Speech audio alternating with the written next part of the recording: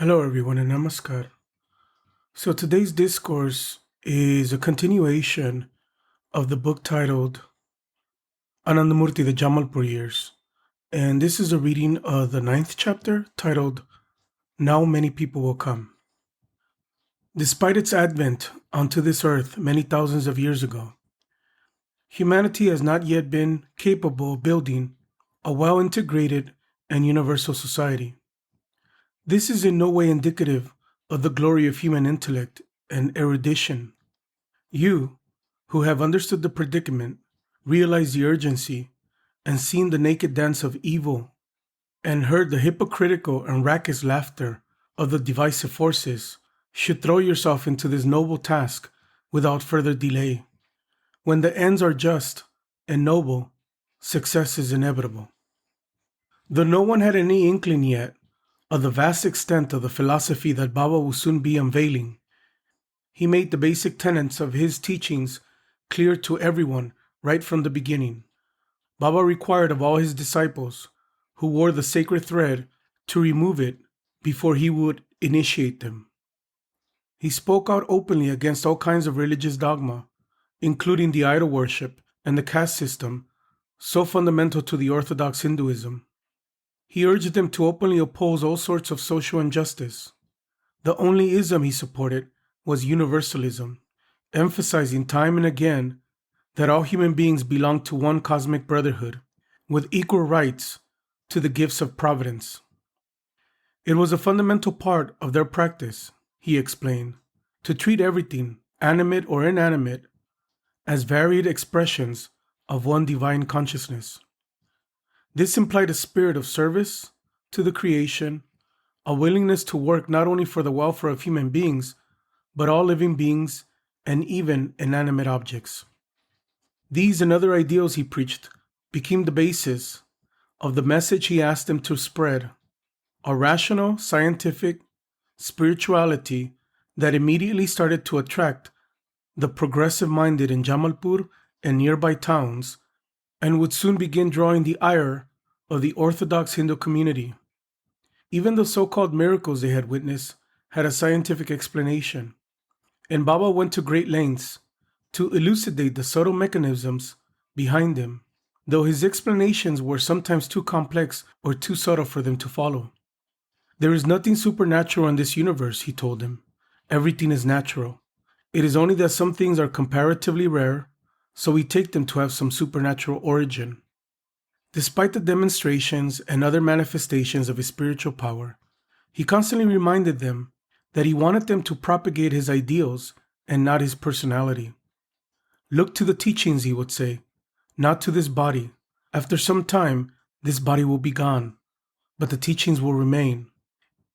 In the coming years, Baba would continually remind them that he wanted a cult of ideology, not a cult of personality. In the middle of December, Baba was walking with Chandranath, Pranay, and a few others in the field, when he turned to them and said, "Now, many people will start to come. You will need an organization to receive them." In previous years, he had on occasion mentioned to his brothers, Himanshu and Manas, that he intended to start an organization one day through which he would open service projects such as schools, orphanages, medical clinics, tribal welfare centers, and so on. This, however, was the first time that any of his disciples learned of his plans. A few days later, he mentioned the same thing to another group of disciples. The idea gelled, and it was decided on Baba's suggestion to officially found the organization on the first day of the international calendar. In the meantime, Baba suggested they hold a meeting in order to draft a constitution and a set of bylaws required to legally register the organization. It was decided to use the Christmas holiday for this purpose. On Christmas morning, a group of disciples led by Pranay met at the Rampur colony quarters to draft the constitution.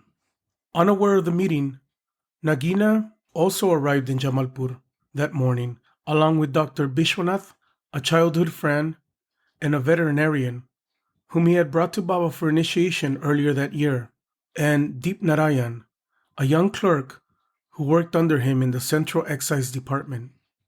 Dipnarayan had been initiated 2 weeks earlier under rather unusual circumstances. Within minutes of being ushered into Baba's room, he had lost consciousness and had to be carried out. I remember I entered the room and sat down in front of Baba, who was sitting on a cot. Then His Grace entered me, and I went into a state of samadhi. When I began to recover my consciousness, I was lying in a corner of the next room. I heard Baba tell Sukumar to give me a cup of hot milk. I tried to get up, but I couldn't. I was a champion weightlifter in college, but I couldn't even stand up properly. My body was as cold as ice. The other people there helped me to get up. Then gradually, it came back to me that Baba had given me a mantra that I was supposed to repeat. That was all I could remember from the initiation. The next day, Baba revised my meditation. 3 days later, while Deep Narayan was in the bathroom, it occurred to him that it would not be proper to recite a sacred mantra in such a dirty place. He stopped his internal recitation and waited until he was out of the bathroom before he began again. That evening, Baba came into the ashram and gave a short talk in which he explained that the mantra should be recited silently everywhere and anywhere, even on the toilet. "Do you understand, Deep Narayan?" Baba said. Afterward, Deep Narayan had to explain to the curious disciples why Baba had singled him out. Now, 10 days later, Deep Narayan, Nagina, and Bishwanath were heading toward Baba's house in high spirits to spend Christmas Day with the Master. Before they reached the house, they saw Baba walking in their direction. They rushed up to him and bowed down to touch his feet in the traditional show of respect for one's elders and one's guru, known as pranam. Baba informed them of the meeting and suggested they go to the ashram to help the others with what was certain to be a long day's work. On their way to the ashram, they stopped at Bindeshwari's house to eat an early lunch. Nagina, an inveterate smoker, was about to leave his cigarettes at the house, as he normally did, but Bishwanath convinced him to bring them along. It was going to be a long afternoon, he reasoned. Nagina would be hard-pressed to go that long without a smoke. When they arrived at the ashram, Nagina left his cigarettes outside on a window ledge before joining the others, who were sitting in a circle in front of a wooden cot. A batik cotton sheet covered the cot, and on it was a framed photo of Baba in Varavaya Mudra. Pranay asked Nagina to take dictation, and he immediately set to work. Late in the afternoon, with the greater portion of the Constitution completed, Nagina excused himself to go outside and have a smoke. The other disciples, however, wanted to press on. Someone suggested that Nagina fetch his cigarettes and smoke while they continued working. All eyes turned to Pranay, who had been designated as the ashram manager. Pranay thought about it for a moment and then hit upon a compromise. "Shishir, take Baba's photo into the next room and leave it there until Nagina is done smoking. That way we won't be disrespecting the Guru." When the photo was removed, Pranay made a makeshift ashtray for Nagina. Though Nagina felt uneasy about it, he lit a cigarette and went back to work. After a couple of puffs, the cigarette went out and he was unable to light it again before he ran out of matches. He shrugged his shoulders, left the cigarette in the ashtray, and continued writing. A couple of hours later, the group finished their work. Some of them, including Nagina, left to meet Baba at his house. The rest decided to remain in the ashram and relax until Baba arrived. As Nagina and the others were walking down the road towards Baba's house, they saw him heading toward the ashram at a furious pace. When Baba drew near, they realized that his mood was even more furious than his gait. Turning to accompany him, they struggled to keep pace. Disconcerted by the stormy look on the master's face, finally someone timidly asked him what the matter was. "My whole body is burning," Baba shouted. After that, no one dared say anything. When they reached the ashram, Baba strode directly to his chair and called for a piece of paper, a pen, and someone to take dictation. Punishment order number 1, Baba said. Once Nagina was ready with a pen. Nagina will not touch my feet until further notice, and he will not participate in Guru Puja. A distraught Nagina tried to keep his hands from trembling as he noted down his punishment. Punishment order number 2. Deep Narayan will not touch my feet for a period of 4 days. Punishment order number 3. Pranay Kumar and Shishir will not touch my feet for a period of 3 days. Unable to control himself, Nagina started weeping, while everyone else trembled in the face of Baba's ire. Do you think that if you remove my photo to the other room, I won't be able to see what is going on here? My whole body was burning from the smoke. That night during field walk, Baba again scolded Pranay for not preserving the sanctity of the ashram. He rebuked Nagina for disobeying his instructions to avoid smoke, which he had given Nagina when he had taught him pranayama. Nagina, who had not realized that avoiding smoke also meant he should stop smoking himself, vowed to quit, and indeed, that would be the last cigarette he would ever smoke. When Nagina returned home, he found that he had been demoted from his position of Superintendent, Central Excise, effective December 25, the same date as Baba's punishment. He was so upset by the incident that he was afraid to even touch Baba's feet mentally without permission. So he wrote a letter to Baba and asked whether or not it was permitted. Baba wrote back that it was allowed, and also explained to him in a second letter that he should not allow the sanctity of the ashram to be violated under any circumstances. A week later, Deep Narayan brought Nagina a third letter from Baba, lifting his punishment, along with the advice on how to get his demotion overturned. Nagina followed Baba's instructions and was eventually restored to his previous post. The next meeting was held on Saturday, the 1st of January, in Baba's presence. Baba began by telling the disciples that he was thinking of calling the new organization Anandamarga. Ananda, he said, is the Sanskrit word for infinite happiness or bliss, the goal of every living being. Marga is the path that leads to that goal. Thus, Anandamarga is the path of bliss. He asked everyone what they thought of the name. When they voiced their approval, he suggested the name Anandamarga Pracharaka Samga, the Society for the Propagation of Anandamarga, as the official name of the new organization. Their school of philosophy, he explained, would also be called Anandamarga. The process of sadhana will be called Sahaj Yoga, easy yoga. Though, as Nagina remarked to Baba a few days later, there was nothing easy about it. Baba was chosen as president at everyone's insistence and over his own objections. He then selected the various officers. Pranay was appointed the general secretary and Shishir the treasurer. Baba gave the disciples some simple guidelines for the organization.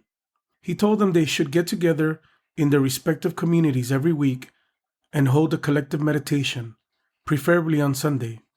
This collective meditation will be called Dharma Chakra, the circle of spirituality. He taught them some Sanskrit chants to begin and end the meditation. He suggested that district committees be formed in the different cities to organize activities.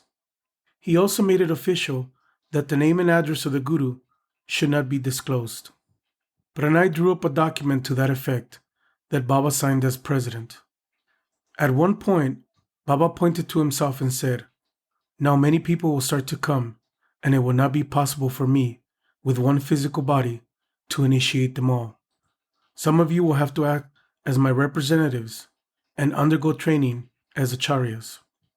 A few days later, Baba will start training Pranay to be the first acharya, followed in February by a group of 5 more. Finally, Baba declared that on the following Sunday, they will hold a large spiritual conference with a collective meal afterward, and thereafter at periodic intervals. In the future, such collective spiritual gatherings will be called Dharma Mahachakra, the Great Circle of Spirituality. Later that evening, Baba sat and gave a formal discourse. Several disciples took notes in longhand, trying to preserve the contents of his speech as best as he could. The subject of the discourse was the gradual evolution of society. For the first time, Baba used the name Anandamarga to refer to the new philosophy and spiritual movement. During the introversal phase of the cosmic mind, he began, when the quinquelemental creation came in touch with the divine powers of Purushottama, the supreme all-knowing entity, it developed the vibrations of life. And the more this vital energy received Brahma's brilliance, the more enlightened it grew. And this glow led it forward on the path of self-realization. From there, he traced the evolution of consciousness as it manifested in the evolution of society, from its inception until the present age, ending with a concise description of the disastrous state of contemporary human affairs. He then pointed out the need for change in words shorn of any ambiguity. This state of affairs cannot be allowed to continue.